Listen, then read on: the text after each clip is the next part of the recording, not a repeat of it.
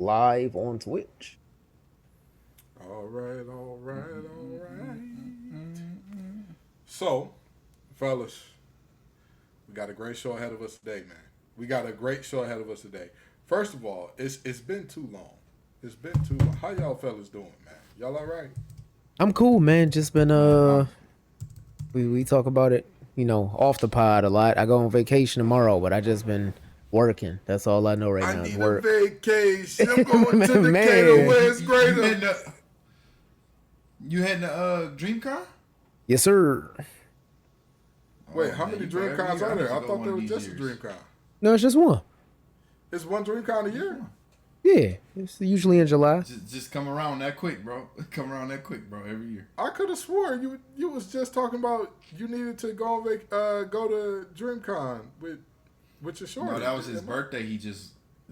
My birthday was last month. Yeah, CTE is whooping on me right now. But anywho, all right, CTE, all right. that's all I know. Chris, how you living, man? How you doing? Man, I'm good, man. I'm good. Just trying to stay afloat, keep my head above water. I feel you. Ain't we all, man? Life be lifing, and that's why we ain't bought y'all an episode in quite some time. But we are back.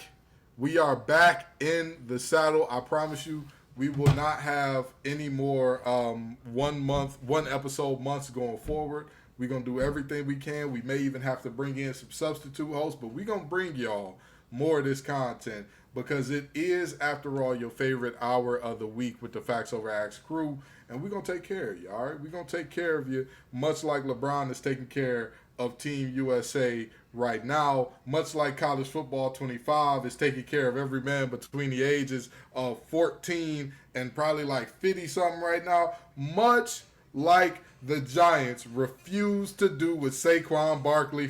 Folks, Facts Over Axe got you. We got you. We gonna be here for you. And again, we always gonna show you love. Again, unlike Lupe Fiasco with Kendrick Lamar, but that's another story for another time. Saying, listen, I don't hate Logic like everybody else, but saying he a better lyricist than Kendrick is just crazy. That level of hater is a level of hater I never want to be at. The level of hater that makes you delusional, never want to be there. But if go you ahead. are what you say you are. Hey, come on, man. That's really the most disappointing part about Lupe being this kind of hater. I was one of the few people that never stopped listening to his music. There was never a moment where I was like, nah, bro. It's 2024, bro. It's 2024. I did fall off a little bit. What was it? The Food and Liquor, after Food and Liquor 2, or was it Food and Liquor 2 where I was like, all right. Well, here's my thing. By saying I never stopped listening to music, I mean I never stopped listening to the old cuts. I'm not going, bro. Acting as if Amy Winehouse is a battle rapper is one of the craziest. What are we doing here? What are we Let's wrap this up, please and thank you. But I never stopped, and here we are today. But anywho, we got a full show to get into because again, there's so much going on in the world in terms of things outside of sports that we do not want to talk about. We don't even want to look at. We don't even want to think about it. So we're going to keep it as close to sports as we can today. Y'all ready to get into it? I'm ready for it. Yes, sir.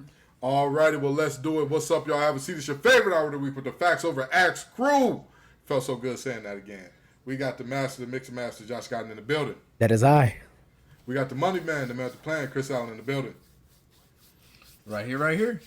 And then you got the little old MC. That's me, Kenton Gibbs. Now, fellas, college football 25 has dropped.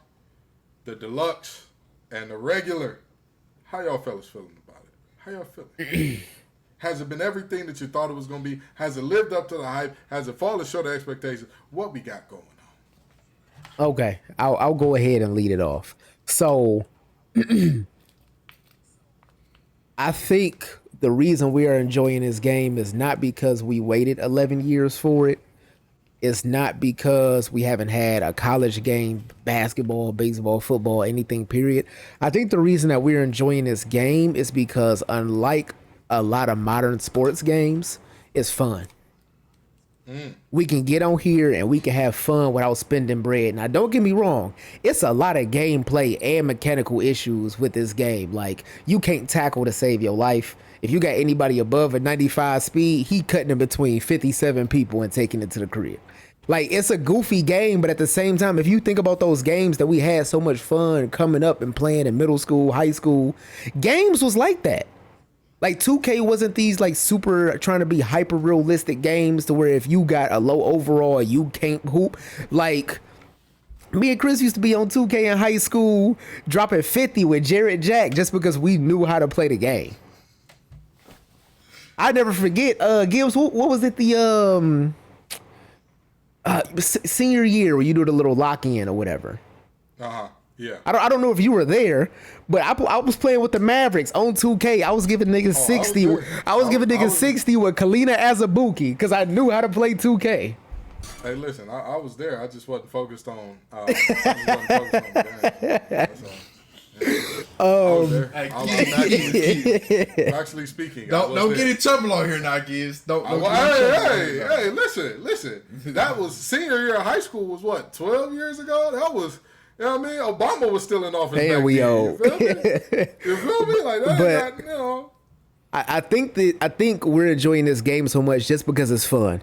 Do I think it's lacking in some areas? Yes. I do wish that the Dynasty and Road to Glory modes, which we are there for, while I appreciate it's not stuck behind a paywall, we don't have to pay for VC in order to get scouting points or upgrade our overall on Road to Glory.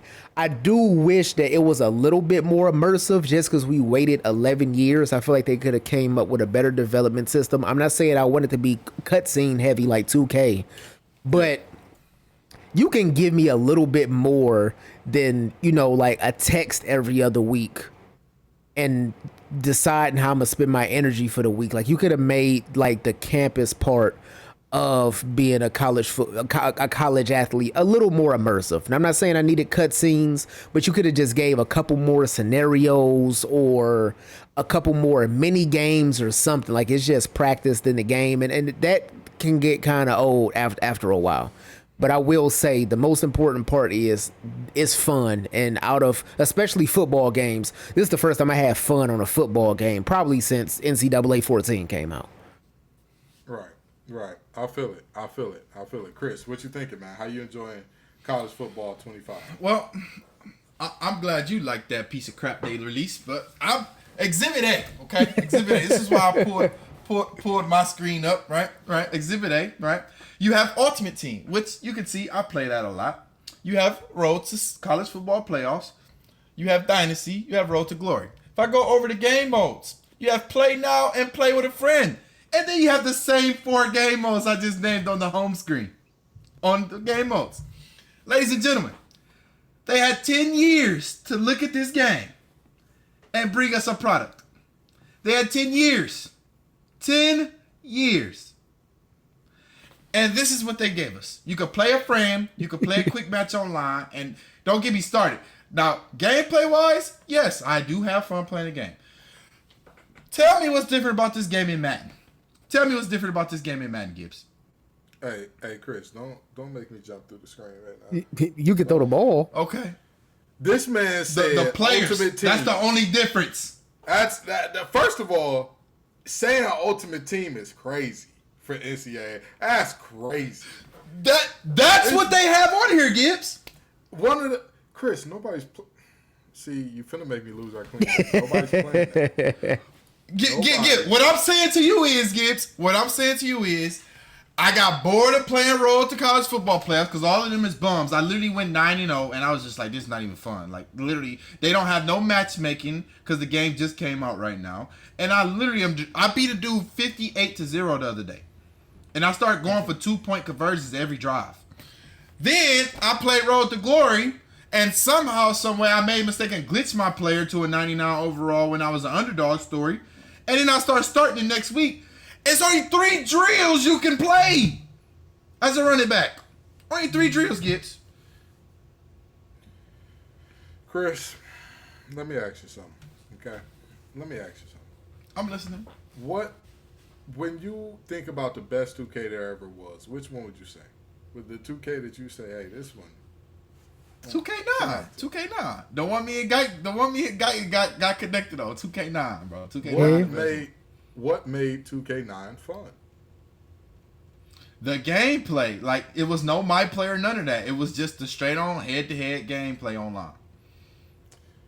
So, the feature that you're saying sounds like play with a friend to me. Don't it sound like that to you, Josh? I mean, no, it does. It was leagues. Oh. It was leagues. You could play on leagues with friends, or you could play against random people in a matchmaking setting.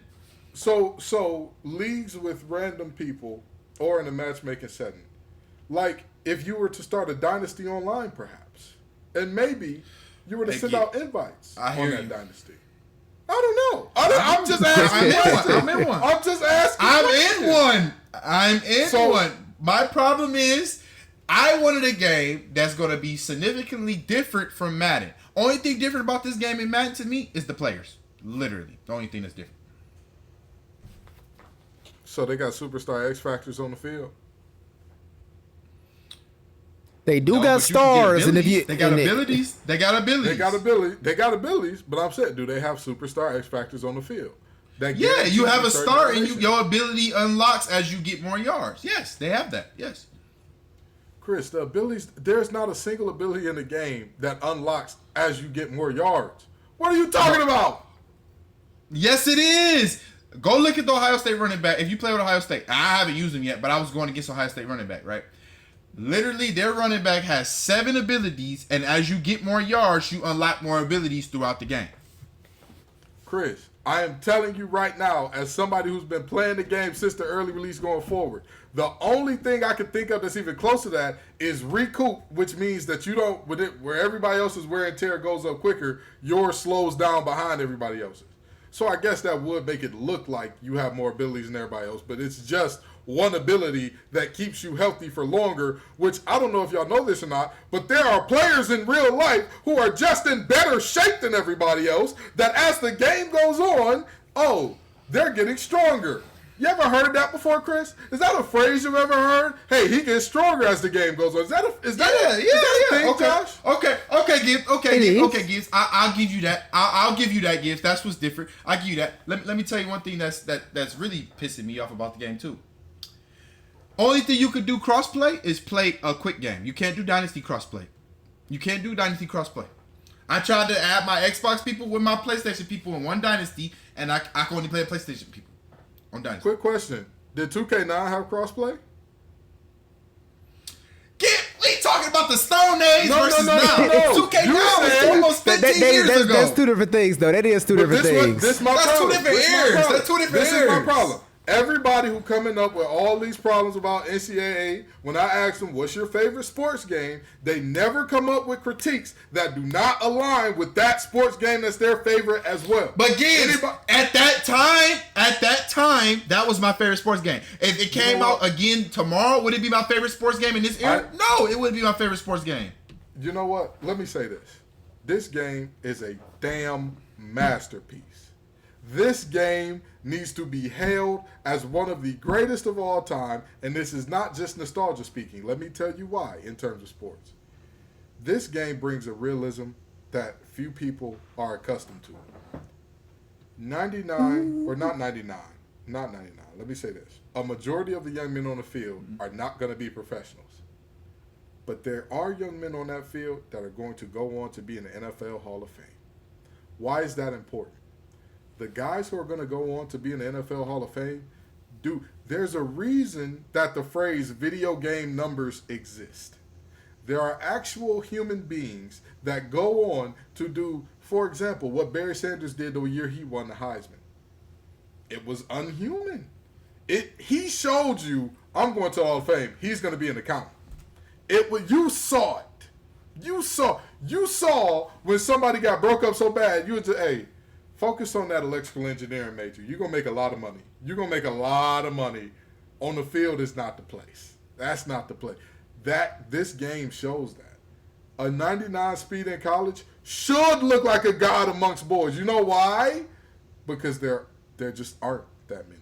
And the difference between the fastest DB and the slowest, it's a world of difference. The slowest player on a FBS roster in terms of a nose guard or guard, center, whatever. That slowest player, the difference between him and Mike Sanderstrill or the young man from USC with the crazy neck or Harbor from USC, there is a very big difference between them. This game properly illustrates that. The wide variety of RPOs, the differences in the playbooks, the fact that they even threw in subtle touches. Like if you go to the air raid offense, the plays are named after what Mike Leach would have called them as an ode to Mike Leach. I'm just saying this game has so many details about so many things that are made. Is it perfect? No, I won't say it's perfect. But no game is. You know what? You know what? It's like I said, my issue was some of the gameplay issues that were unrealistic. But not that you paint it in that light, not that you say it like that. I mean, that does make a little more sense because if you watch college football, it is just regular average people that's playing football. Then on the occasion, you got your outlier. Now, this game is a little exaggerated. Like the dude, it's a running back on Oklahoma. I play with Oklahoma, and he got a 99 speed. And like, if I go this way and they cut me off, I just go around and I just like we playing with Michael Vick on Madden 04. Like, that's a little ridiculous. And that's the thing. They even found a way to nerf that with wear and tear because smaller players normally have a higher injury or normally have a lower injury, which means when they wear and tear get up, you cannot play with them the same way you can a power back. That's one of the subtle differences I know. Most of the power backs, their injury is 90-somethings. Most of the scat backs, their injuries are somewhere between like 70 and 85 because they are not the guys that you look at and you're like, oh man, that kid just keeps getting strong. You better get them big plays early. And if not, oh boy, you're in for a world of hurting at the end of the game when something happens to him. But to me, it's an amazing game. I won't yuck anybody else's yum. If y'all don't like it, I understand. You got your reasons. But all I'm saying is, my only gripe. Am I gonna play the hell out the game? Yes. My only gripe is they had 10 years. They could at least had 10 drills on when you're doing your road to glory, right? I will say I like Dynasty mode. I will say in the road to glory mode, if you had 10 years, I do wish it was a little more immersive for 10 years worth of a development cycle. Like get some AI in there or something, man. That's the other thing. They didn't put 10 years of work into this. They just started developing this like 2-3 years ago. Like, it wasn't like they were like, oh, even still, I'm asking for more drills, bro. I'm tired of doing rushing attack. I understand. I understand. Well, with that being said, one thing that many people are tired of is seeing LeBron reign at the top. But he's showing us that not only is he the top player in the NBA, he might just be the top player in the world, period. The man is dominating the Olympics, saving Team USA. Some people calling him Captain America. Some people calling him LeFlag bearer. Some people are calling him the GOAT. Fellas, what do you think about LeBron's performance and Team USA at large's performance in these exhibition games for the Olympics so far? I will say it's been a little underwhelming. When they rolled out the roster and you saw some people that was on the roster, like, I'm not trying to slander anything. They're great players in their own right, but like a Drew Holiday, a Derek White, like they're great players in the NBA, but these aren't people I was expecting to see on the USA roster. But you also got LeBron, you got Steph Curry, you got these people that could really make that big of a difference.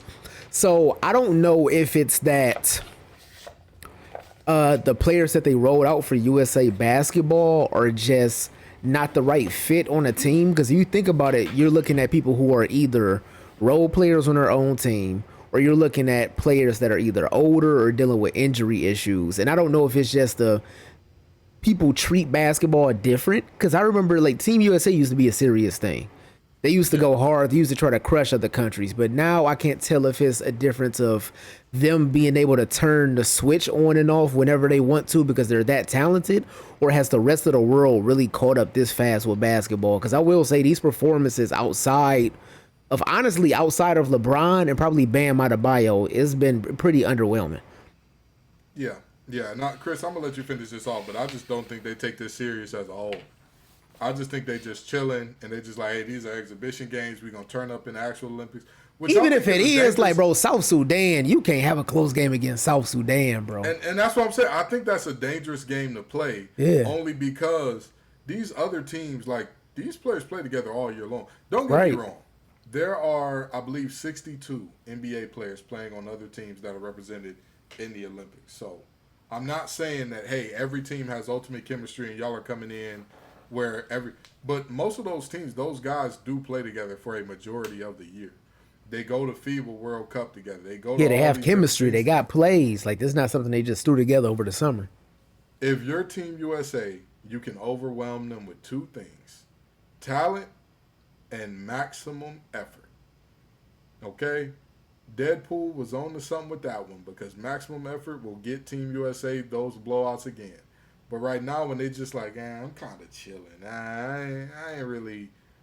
Listen, go out there and destroy them, boys. Go out there and show them real early. Hey, we're us and y'all are y'all. Hey, the rest of the world thinks they're catching up. Great. Let me spank that baby, put him to sleep, and let him know you're not really as close as you think. There are 60 some odd players in all of y'all's countries combined, right? Yeah. With us, if we bought out our 55th best, actually, Derek White is on the team. A player that's around our 60th best is here. He's here. Sorry. That's just the reality. So, I mean, they got to lock in. They got to focus in and do what they got to do. But, again, it's very, very disappointing times so far in terms of thinking they get to switch. Chris, finish us off. I'm not gonna hold y'all up. Y'all probably gonna hate my take. But I think the world of basketball has gotten to a point where everybody's so skilled, anybody could beat anybody in a single game setting. In a single game setting, anybody can beat anybody. That's what, a lot of the times what's wrong with the March Madness brackets, the college basketball tournament. A lot of that's wrong with it is because the best team doesn't always win that. It's the team that gets the hottest the quickest. And South Sudan, they had a lot of bonehead plays, but they could not miss. They started the first half 7 for 9. 7 for 9 from 3. I don't care if you had Jordan in his prime, Magic in his prime, Wilt in his prime. I don't care who you had. You was going to struggle when the team going 7 for 9. And I think we just at that point in basketball now, in a single elimination or a single game setting, any team could beat anybody if you get hot. And that's just how skilled the game has gotten. I mean, back in the day, you didn't have this many skilled players, so essentially, there's no chance in hell that Bill Russell Celtics was going to lose to the team that just got formed a year ago, right? Now, the Pistons can beat anybody on any given night in shots. Yeah, So that's true. That's true. Oh, I don't know. last thing. I think they were taking it serious too. I mean, One last thing. LeBron is timeless. Yes, he's slowing down a little bit. Yeah, he ain't jumping like he used to. But, boy, that man is old as dirt. He saw the first hook shot get shot. He was there as a teenager. The first time somebody did a crossover. They said, wait a minute. He took the ball from his right hand, put it down, and went to the left? What is that? LeBron was there with the little flip phone out, looking at it. And yet he's still showing up to save Team USA. Scoring a final 11 points in one game, putting the game winner on in another. I will say that's I'll say ridiculous. this. That man is old. Let him get some rest, please. Yeah, I agree. I'll say this. And people ain't going to like this take either. If I am the Lakers front office, I'm kicking and screaming. Because you got the America's best talent on the floor right now. And LeBron and Anthony Davis are leading in almost every category. Every category on the floor. Matter of fact, at sometimes, it looks like AD's the best player on the team sometimes if LeBron ain't doing LeBron things. And you mean to tell me y'all can't put one or two more pieces around them and y'all go get another ring? I mean, at what point do we have to look in the mirror and say, LeBron actually beat Father Time? Like, LeBron actually beat it. We looking at all these other players calling them old at 34, 33. LeBron's 39. And we still ain't like, he old, he can't play. I mean, by the time you hit that like 33 to 34 range, historically, you wash. You haven't really seen any player play at that level past that age. And look, for a historical reference, right? The year is 2000. The All-Star team includes people along the lines of Allen Houston, who he was a bucket, underrated bucket for his time. Steve Smith. Definitely. Steve Smith. Guys like that. This the 2000 roster for USA? Yeah. The roster for Team USA. Steve Smith was on that roster. Jordan was 37 years old. Wasn't retired yet. He was at the crib, chilling. He was chilling. That team went on to win gold. This team, it looked like without Bron, they might not podium. That's really how this team is looking right now. Get your shit I don't think they wouldn't podium. Chris, tell me. Hold on, wait. That's serious. Chris, take away LeBron's impact, replace him with an average player. Do they win either one of the games that they play? I think somebody. If you take Bron away, you got to put somebody else in there, right? So I think somebody steps up and they hoop. But now, granted, LeBron took it upon himself and just did it. But I think somebody else would. I would like to see it. I would hope that somebody else would want to step up anyway. I would hope somebody would say, hey, old man, the future is now. Sit down. I would hope Ann Edwards would say, you know what? I am the number one option, and I'm going to show you exactly why I'm the number one option. Here you go. Take this quick 25 piece. Because in the Olympics, 25 points is a lot. That's a lot of points in Olympic basketball. But here you go. Take this quick 30 piece. Nobody's doing it. Nobody's showing up. And so I say all that to say, at the end of the day, what LeBron is doing is unprecedented. It's insane. You run out of words to even describe how this man is playing because it's that out of control. It really and truly is at this point. But I ain't gonna lie to you, I'm excited to see it. I'm glad that I got to say I'm one of the guys that's enjoying him just completely dominating and whooping the wheels off folks while we get to see it. You know what I mean? And let me ask you this. I talked about the 2000 Olympics team, but do you think 2012 Olympics versus 2024, who do you think wins that game? 2012 and 4. Bro, easily. The worst player on 2012 was probably Anthony Davis because he was fresh into the league. Yeah. I get that. 2012. In 2012, the worst player on 2012. The worst player is probably arguably flirting with the top 3 player on the team currently. Yeah, I give you that. 12 years later. 12 years later. Yeah. I think they will win in 3. I don't even see him getting a 4 because this team. I think they call it off. Say, listen. They got everything you need. This team really has everything you need. Man. You have prime LeBron. You got a younger version of Bron. You got a younger KD. You got prime. Well, I wouldn't say prime. He was headed towards his prime though. KD. Here's the biggest thing. Here's the guy that I think they had that really made the difference. Tyson Chandler. Yeah. And let me tell you why. Tyson Chandler is one of those guys. He plays so hard. Like, that's probably one of the most underrated parts about Tyson Chandler. People don't acknowledge, like, that guy just played really hard all the time. And then, of course, God rest his soul, you had Kobe Bean Bryant doing insane Mamba things. Trash talking Luis Scola. And what language was it? Was it Portuguese or was it? I believe so. Trash talking in Portuguese to the point where the ref is finna step in and Brian said, that's enough. That's enough, B. That's enough. That's enough. I tell people all the time, if you meet anybody who's the best at a thing, if you meet anybody that's like something that's extremely niche and they're the best in the world, they're gonna be insane. And you need those insane guys to show up and be insane. And the thing is, it's different ways that it exists. LeBron's insaneness is eternal. It's him spending $1 million a year on his body. It's the fact that he has this routine that he sticks to every single day. It's not external like Kobe's. But Kobe's insanity was going to extend to everybody around him like, hey, y'all either are insane with me or you're going to look very bad. Facts. Yeah, I mean, it was just different. So, that 2012 team, the Breakfast Club, it's funny. Of all the guys on this team, right? I believe there are a total of four that never won the championship. Carmelo Anthony, Chris Paul, James Harden, and Deron Williams. Oh, and Russell Westbrook. So five guys.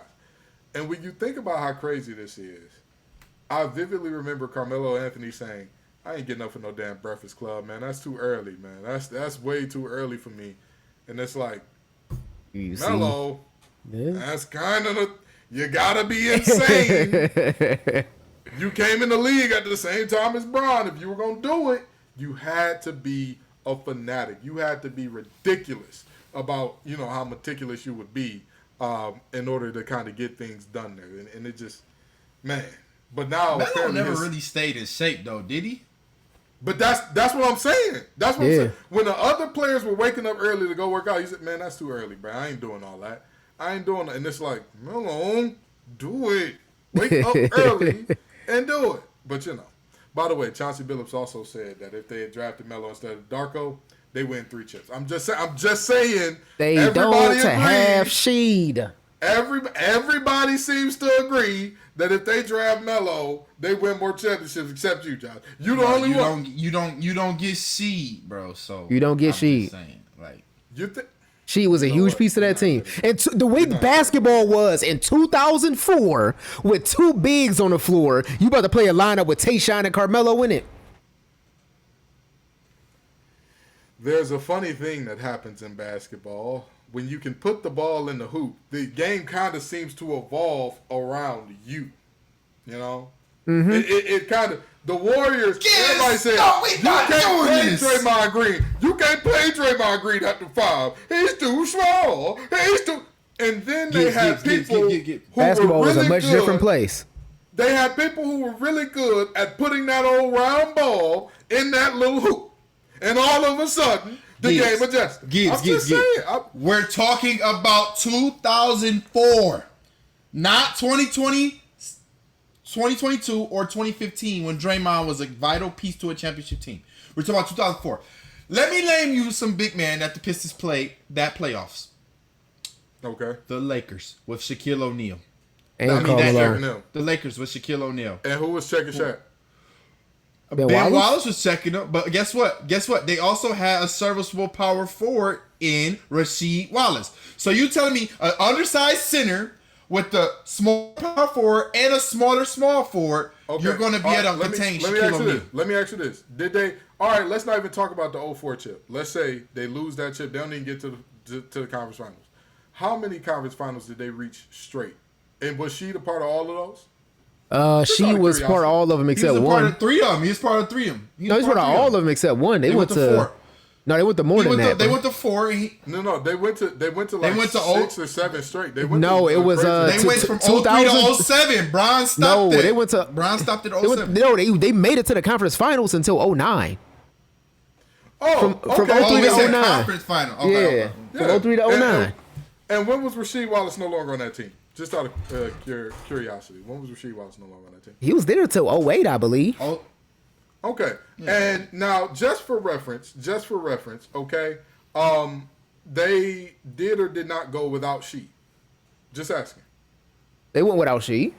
They went without Sheed, and yet we believe that adding a top 15 scorer of all time changes that team dynamic so much that all of a sudden, everything around them, including the pieces that got them in 09, no longer Defensively, they're a different identity. What did they do defensively in 09 when they went? What did they do defensively in 09 when they went without them? Okay, so let's just say everything works out exactly the same. They got the same roster, but they got Carmelo.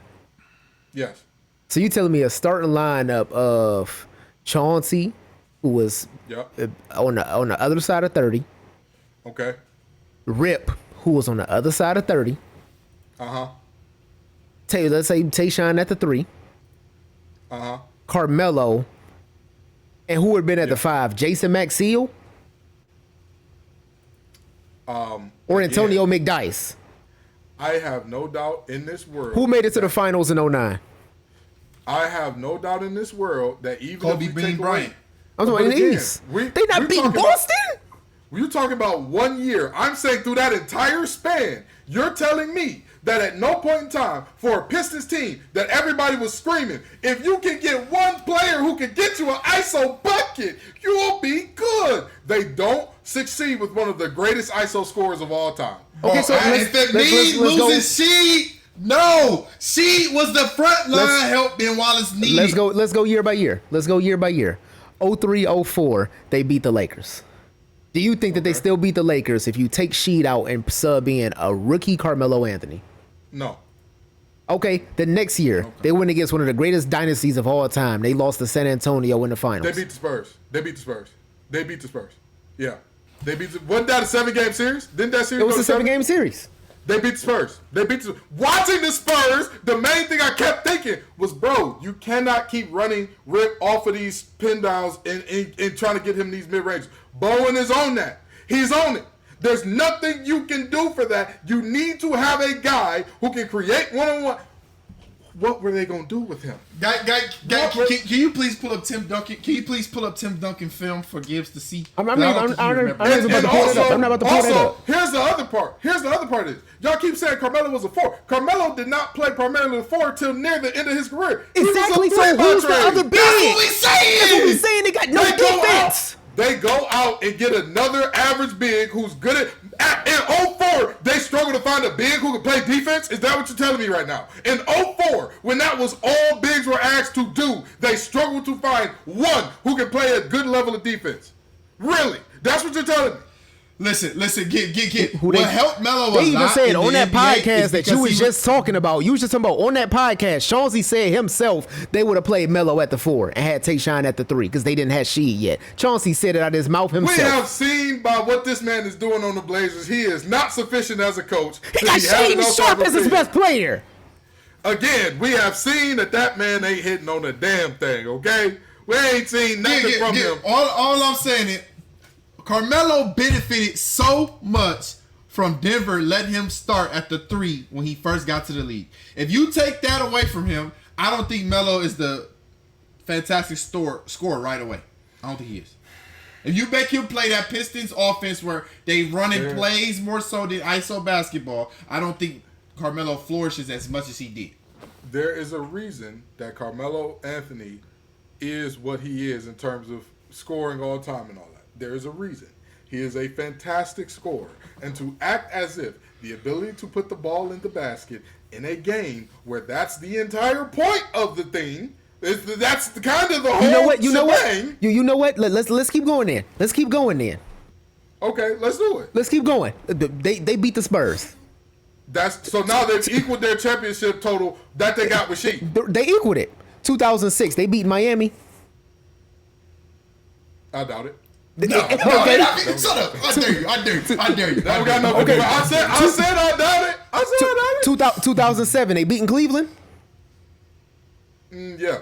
And then they go into the finals and beating the Spurs again. Yeah. Mind you, with no Ben Wallace.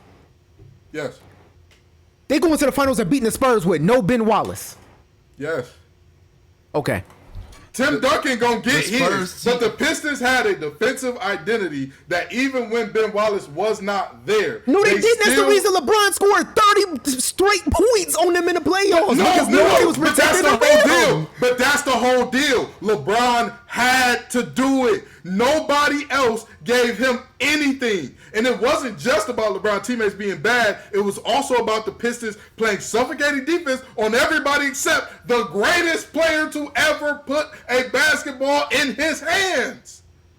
The reason Brian scored all them points is because the Pistons had no interior defense. When Ben was gone. When they let Daniel Gibson get off for that, Melo would have been on the island. And listen, he would have got. He might have got by Bron, but Bron is not a great Bron. So you got Melo on that team. I was right. The starting center on that team was Jason Maxiell. Melo and Jason Maxiell. That's a good enough core. But hold on.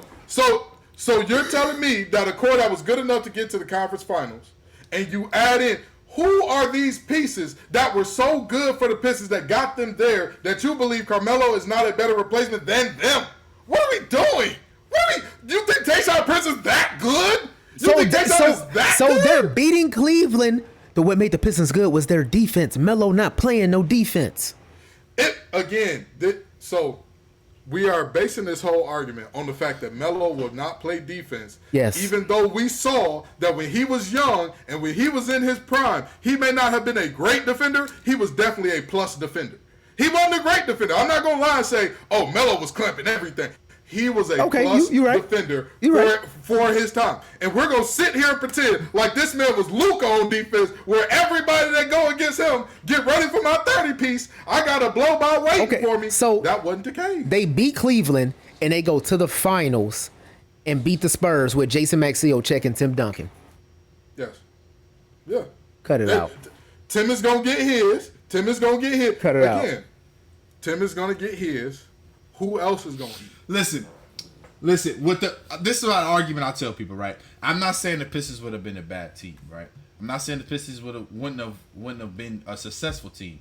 They would have been a longer reign in that Eastern Conference until Boston assembled the Big Three, which is what they did anyway. They just would have been competing with Boston instead of Cleveland being in there. So Brian probably would have been like, I'm the third fiddle. I got to get out of here sooner. Yes. But it would have been Pistons in Boston, and they wouldn't have did nothing with Boston. 08-09, they not beating Boston for sure. Oh, absolutely not. Absolutely not. Argue that. You're right. But instead of Brian versus Boston, it would have been Cleveland versus Pistons versus Boston. But you want to know the crazy part? You want to know the crazy part about this? All of this argument and protest back and forth, and we came to the same amount of consensus. Y'all would not argue they get that championship. We came to the same the two championships you got them winning is against the Spurs. If you telling me Greg Popovich can't outcoach Carmelo Anthony, then what are we talking about? He cannot outcoach Larry Brown. He can't. He had much better players than Larry Brown. The level of player that Larry Brown was big gone. Larry Brown was there for 1 year. And what did they do in that year? Okay, so we're talking about these championships you talking about that they won? They coached by Flip Saunders. Dog. Let's say everything goes exactly the same except Carmelo is there. Larry Brown was only there for the 1 year you said they wasn't going to win. Dog.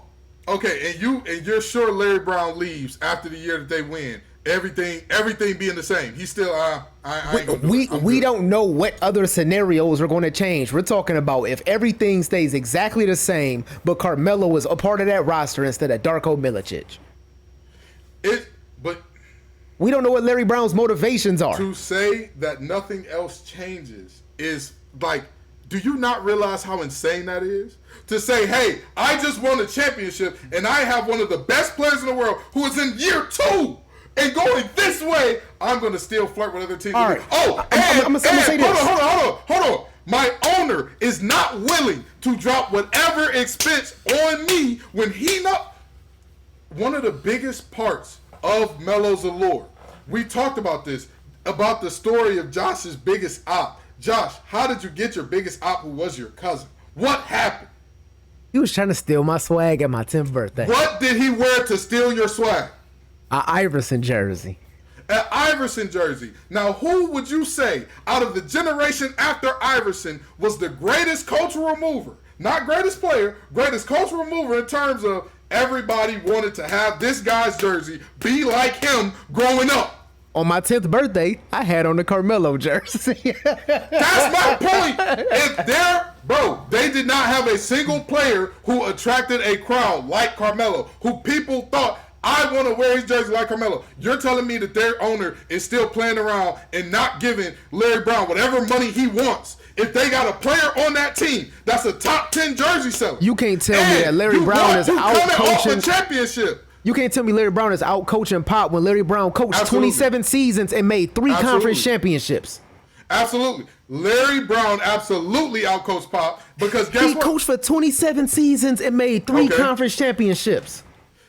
Number one, all of his coaching was not in the NBA. He went to SMU and immediately made them a Sweet 16 team out of nowhere. But even if we just talking straight NBA, even if we just saying, oh, this is who they were in the NBA, did he or did he not get a ring up off Pop? even though Pop had better players than him. Larry Brown coached from 81. I'm sorry. In NBA, Larry Brown coached from 81 to 2010.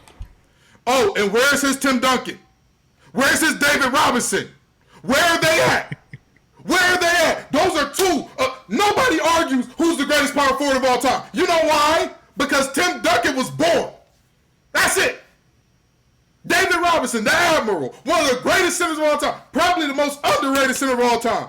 And you're telling me, oh, well, you didn't have the same success as the guy who had two of the greatest gifts that the world has ever been given. The guy who was on the brink of getting fired if those two great gifts didn't come together and make magic at the end of a season. That guy, you're telling me, he had success. He had more success than them, so there's no way he outcoaches them, even though a guy took a team that did not have a single top 75 player of all time and took that team to 7.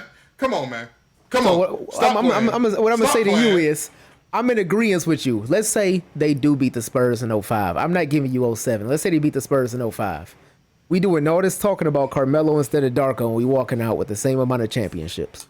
Again, I said they beat him in 07 too. I said they beat him in 07. Bro, you not beating a team with Tim Duncan on it, and you got Jason Maxiell in your starting lineup. There's no universe where that's going to happen. But again, and again, this is why these hypotheticals are always so upsetting, because we try to pretend like nothing else changes around what happens. If LeBron can we do this sim on 2K or something? We could do it. We could do it. I'm sure the Pistons go come up with multiple rings. I have no doubt in my mind, heart, and soul that the Pistons end up with multiple rings. Because again, that is just the first drop in a wide bucket that all of a sudden things start to change league-wide, because all of a sudden this team that's known for playing this intimidating defense also has a showstopper and a guy that is absolutely filled it up. I'll tell you this much. In the 2007 season, the season that we're talking about, in a regular season game between the Spurs and the Pistons, right? The starting center for the Spurs was Francisco Elson. The starting center for the Pistons was Jason Maxiell. Francisco Elson gave that nigga 22 and 18. Get the fuck out of here with Jason Maxiell. Okay. And? Any team that got Jason Maxiell on it not winning the championship, bro, is not happening. I was there. I watched it. I watched Fox Sports with George Blaha talk about a Tomahawk Jam. Them niggas not winning. And guess what? It's good in theory. We don't know what else changes when you like, all right, we got to do something.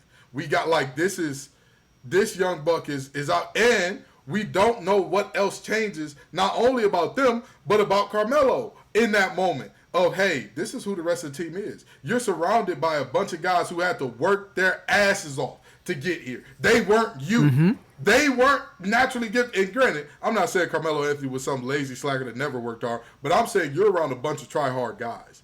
You're around a guy in Rip Hamilton that was known for his work ethic and known for, hey, all he ever did was go in that gym and practice 1,000,000 middies a day. You're around a bunch of guys that Jason Maxiell, being as short as he was a center in the NBA for a reason. All of these guys that we're talking about, their whole personality, they were grit and grind before the Grizzlies were that. And you're telling me you add a great ISO score into that, and that ISO score doesn't take on the personality of the team. He just, for whatever reason, stays completely this ISO score that's separate from the team, and he never buys into the culture, and shit just, and things just kind of develop from there. That's hard to believe. That's really hard to believe. That one young guy overrides the culture of a 30-year veteran coach, of multiple guys that you just said, they're over 30. All these guys are over 30, been in the league, know what it takes. And they just like, hey, man, nothing we can do. Melo's just Melo. Come on, dog. No way. See, we done ruined the whole show. Y'all done made me ruin the whole show. We had a rundown and everything, and see, this be my problem. This be my problem with y'all. This be my problem. We can't never stay on track.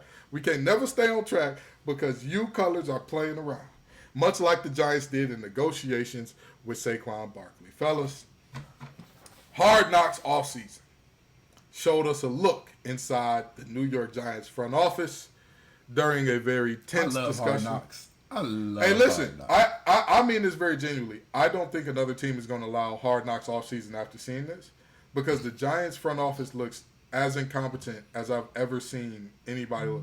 To tell your But are we surprised, though? I am for this reason.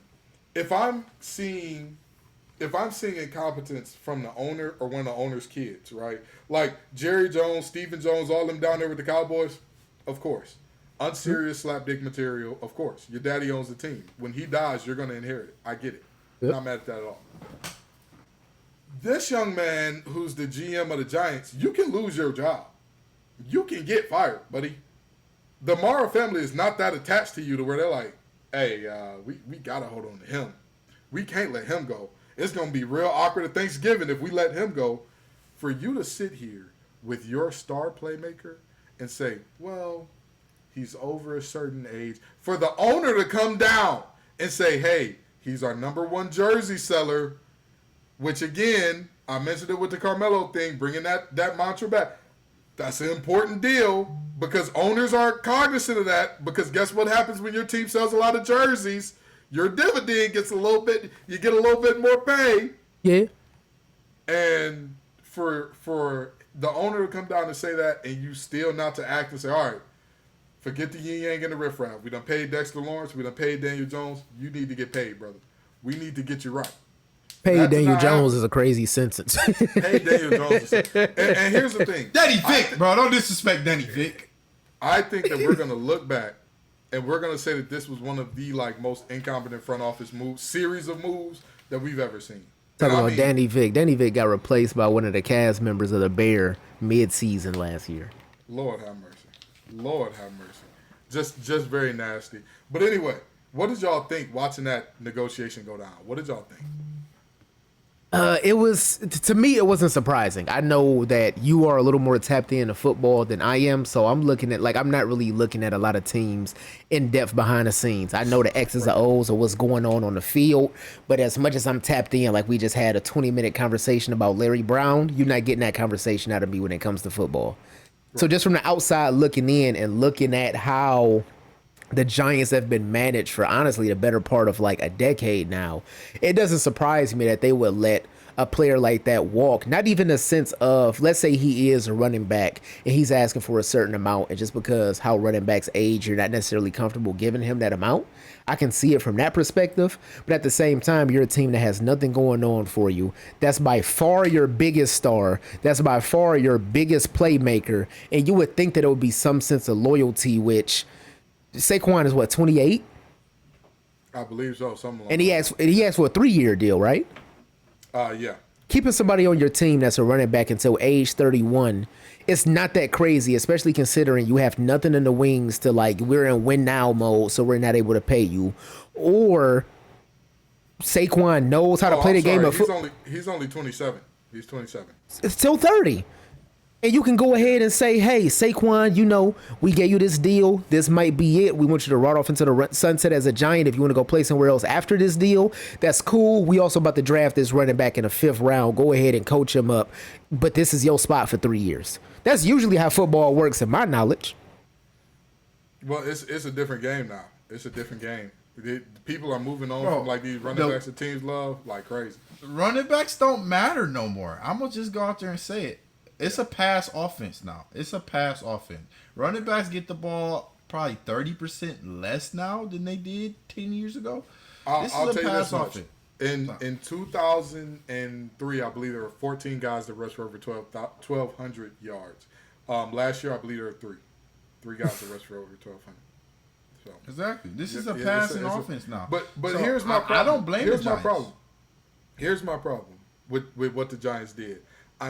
From a business standpoint, it still doesn't make sense because you're not a good team that not paying him helped you pay somebody to get over the hump. Like if they were like, yo, we're right there. We think that we found his replacement that's serviceable enough to where we don't lose anything and we have to get rid of Chris, I'm right there with you. I'm there with you on the numbers. My problem is they went so deep into analytics, they forgot that there are other numbers that exist beyond running back age decline. There are jersey sales. There are ticket sales. Who wants to be a season ticket holder when you know your team's going to be bad, they're getting rid of their best weapon, and they just are like, we're doing our best. Who wants to be a season ticket holder for that? I know not me. I know I wouldn't. That would make me real quick. Hey, cancel the tickets, honey. Cancel. They're not serious. Not this year. Not this year. So I don't think it makes sense from any standpoint. I mean, that's a big market. I disagree. That's a big market. And New York Giants New York fans, is a huge market. They've been Giant fans forever. They're going to sell I season agree. tickets regardless. But here's my thing. You lose on merchandising, to say the least. At minimum. Yeah. You going to take a loss because you're going to be sorry. And watch this. He left not just to go to another team, to your rival. You got to see him twice a year. Hey, and honestly, I'm handing the ball off. I'm handing the ball off. Yeah, He getting it 20 down. 25 carries, 25 touches. You got the laces imprinted in his chest by the end of that game. Boy, I tell you, I'm tired of this, Grandpa. That's too damn bad. Get back out there and keep running that ball. That's what he gonna hear from me, because we finna feed And he you got to an O-line now. Ooh. He got an Listen, O-line now. you let him go to the worst spot for you. That's crazy. Again, sometimes it's like the Warriors taking Kevin Durant from the Thunder. The Warriors, yes, they needed him, but also they needed him away from OKC even more. Like, they needed him gone from OKC just as much as they needed him there. The Giants needed Saquon to still be a Giant as bad as they needed him to not be an Eagle. Because how many kids in that Jersey area, not sure who they're going to root for, are going to end up Eagles fans because they watch Saquon run it down their parents' favorite team's throat for 2 games a year for the next 3 years. Nasty work, I tell you. Nasty work. That O-line made DeAndre Swift look like a top 10 back. They ain't playing. Them boys ain't playing fair, okay? Shit, I'm just saying. But anywho, we know y'all tired of us talking about LeBron saving the day and Saquon not getting his pay and all that good stuff. But come on back next week and the week after that and the week after that. Peace and love, y'all.